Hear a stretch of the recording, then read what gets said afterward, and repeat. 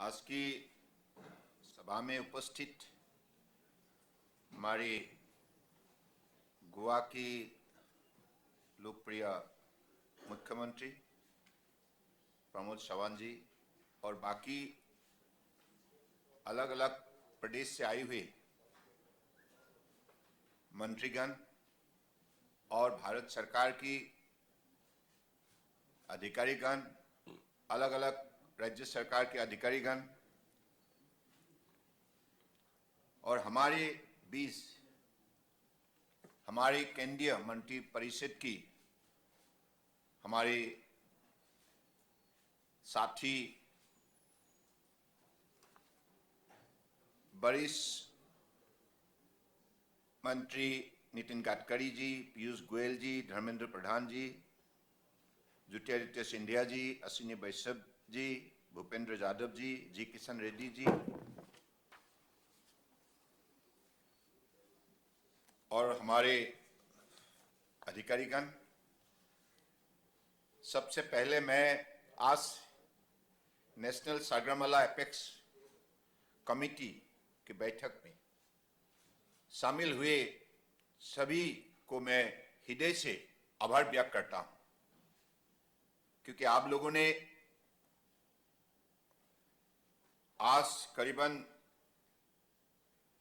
3 घंटा से ज्यादा इस सभा में भाग लिया और सभा की हर एजेंडा अपने अपने महत्वपूर्ण बात रखा। हमारे देश की आदर्शवादी नेता, दुनिया की सबसे लोकप्रिय नेता प्रधानमंत्री नरेंद्र मोदी जी की मार्गदर्शन से, उनकी विजनरी लीडरशिप में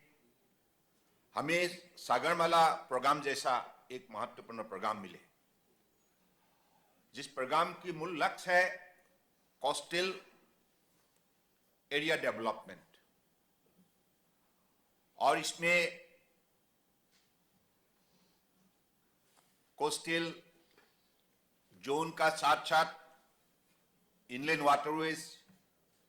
कुल मिला के कोस्टल का मूल जो डिस्टेंस है 7,500 किलोमीटर और दूसरी इनलैंड वाटरवेज 14,500 किलोमीटर बसे हुए हर इलाका की विकास के लिए हम सही कदम उठाए, इंफ्रास्ट्रक्चर डेवलप करी और जो कम्युनिटी बसे हुए है उनकी रोजगार का हम विशेष व्यवस्था करें। तो मुझे लगता है कि माननीय प्रधानमंत्री जी ने देश की विकास की गति को विशेष रूप से शक्ति देने के लिए जो जो कार्यक्रम हमें विशेष रूप से लागू करने के लिए निर्देश दिया था, उसी हिसाब से हमारे मंत्रालय की तरफ से अलग अलग प्रदेश सरकारों के साथ बातचीत करके कुल मिला के सागरमाला प्रोग्राम में 802 प्रोजेक्ट हम लोगों ने शामिल किया था। इनमें से अब तक जो भी हमने सफलता प्राप्त किया है, इसका आंकड़ा आज इस पे विशेष रूप से आपके हाथों पे उसको दिया गया है। तो मुझे लगता है कि आप जो भी काम हमें अगले दिनों में के लिए करना होगा, विशेष रूप से अपने पोर्ट मॉडर्नाइजेशन और न्यू पोर्ट डेवलपमेंट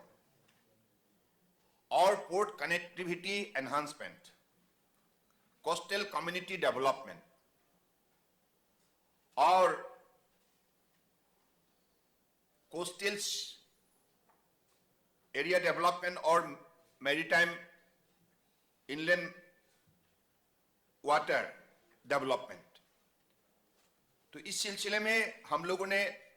अगले दिनों के लिए क्या क्या हमें कदम उठाना चाहिए,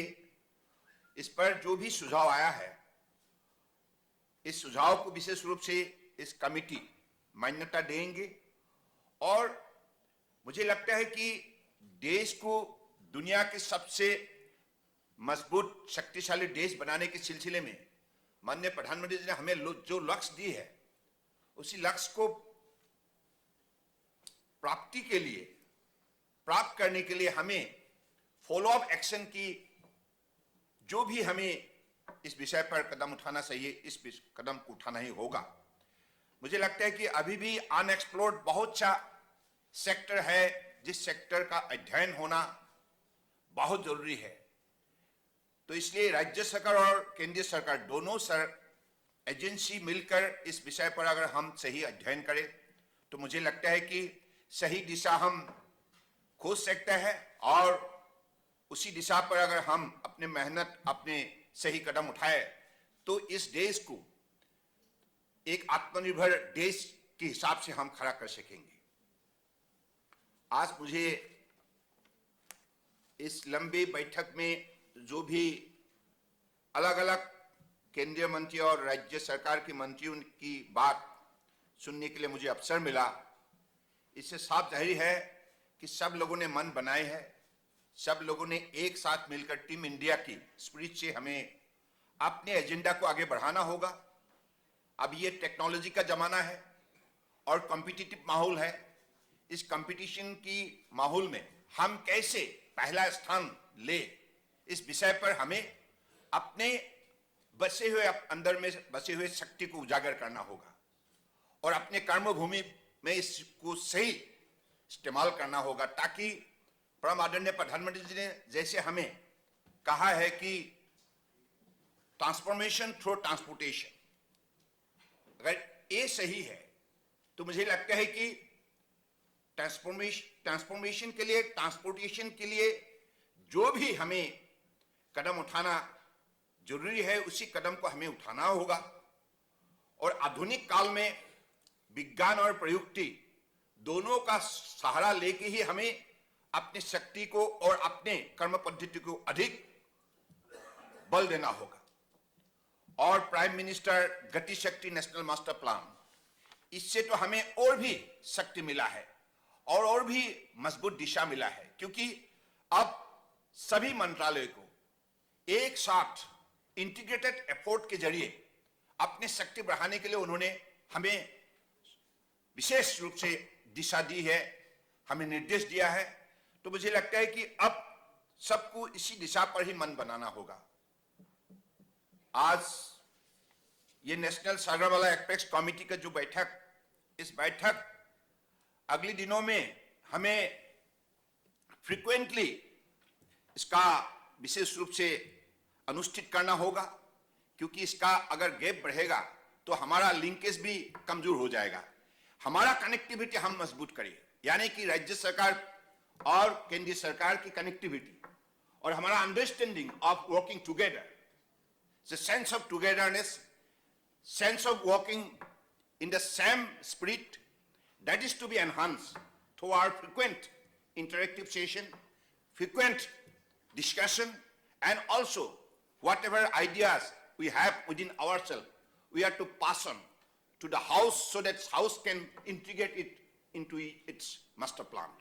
So I believe that's the way in the near future we will have to proceed. And Sagarmala Apex Committee, आज इस कमेटी में जो भी चर्चा हुई, तो मुझे लगता है कि अगली 6 महीने का बाद हर बिंदु पर हम लोगों ने क्या क्या कदम उठाए, इसका फॉलोअप हमने कैसे की। आपने जैसे आज एक्शन टेकन रिपोर्ट का प्रेजेंटेशन दे रहे थे,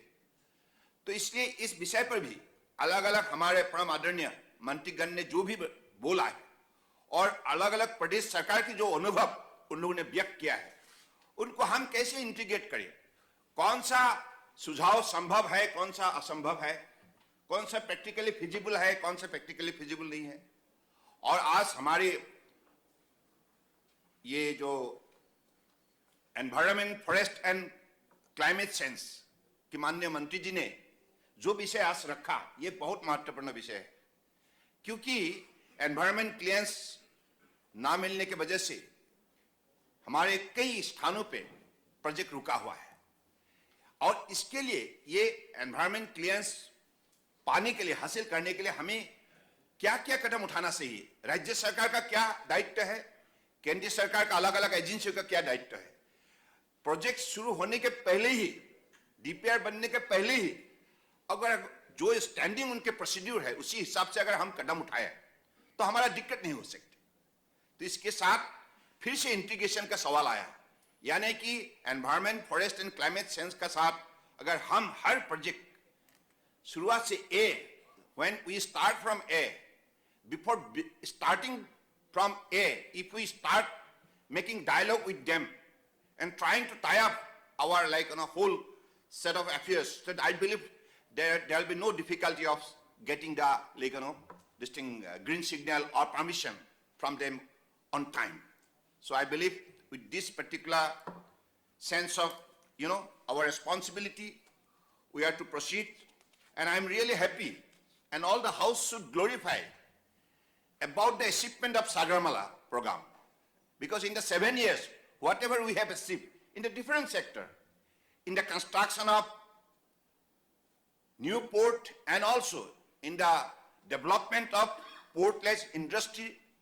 in the sector of port connectivity enhancement, how Indian Railway and how Roads and Surface Ministry have taken a lot of initiative to develop their connectivity with the port. इनके बारे में मुझे लगता है जो भी हमें आज सफलता प्राप्त हुआ है, इन विषय को जनता के बीच में हमें रखना चाहिए। हर प्रदेश सरकार को भी बोलना चाहिए, अपने अपने प्रदेश में चर्चा करना चाहिए, बिकॉज सागरमाला प्रोग्राम से अभी जो मनोबल हमें मिली है, जो दिशा मिली है, ये बड़ी महत्वपूर्ण है, क्योंकि ये दिशा दिया है हमें एक देश की जनता की शक्ति को उजागर करने के लिए, देश में बसे हुए जलमार्ग में हो, अलग अलग क्षेत्र में हो बसा हुआ जो संपदा, शक्ति और संभावना को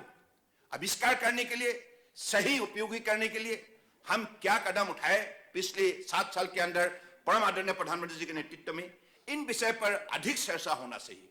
we must glorify about the visionary leadership of honourable prime minister, क्योंकि प्रधानमंत्री जी ने हमें कहा सागरमाला प्रोग्राम होना चाहिए। सागरमाला का जरिए जलमार्ग में बसा हुआ शक्ति को आप निकल सकते हैं, उसी का द्वारा आप अपने देश का शक्ति बढ़ा सकते हैं, जनता को 2 वक्त का रोटी निकालने के लिए आप रोजगार दे सकते हैं। I believe these are the very very important initiative and thought process that is to be glorified, and I believe in this particular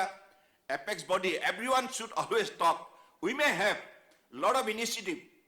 to do in the near future, of course that is there, because competitive माहौल है,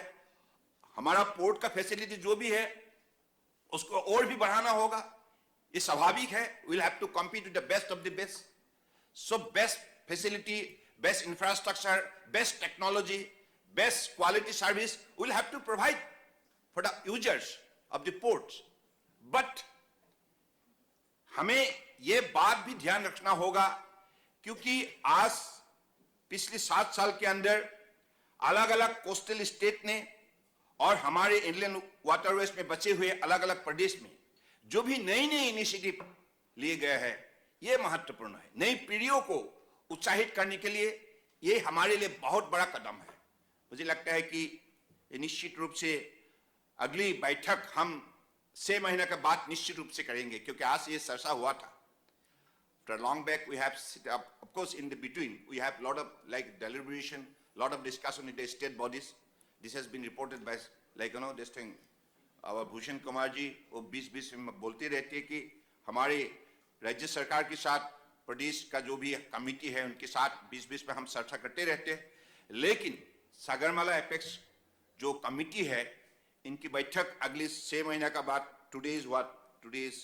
May, isn't 6 May, and then after 6 months Avantika ji कब होंगे? 6 month नवंबर से पहले। हाँ, नवंबर से पहले। तो इसको आप फिक्स कीजिए। एंड नेक्स्ट टाइम दिल्ली में नहीं होंगे, अलग स्थानों पर होंगे, सागर का गोवा में हो सकता है, क्योंकि हमें जितना भी कोस्टल स्टेट है और हमारे इंलैंड जो वाटरवेज यूपी हो, बिहार हो, काशी में हो सकता है, तो ऐसे हम उसको हर 6 महीना के अंदर हम बैठक अलग अलग स्थानों पे अनुष्ठित करेंगे, क्योंकि उसी प्रदेश की जनता को भी इस विषय पर जागरूक करना, अनुभवी बनाना हमारा दायित्व बनता है। क्योंकि let the people of the country talk about Sagarmala, about the success story of Sagarmala, about the vision of Sagarmala program. So this is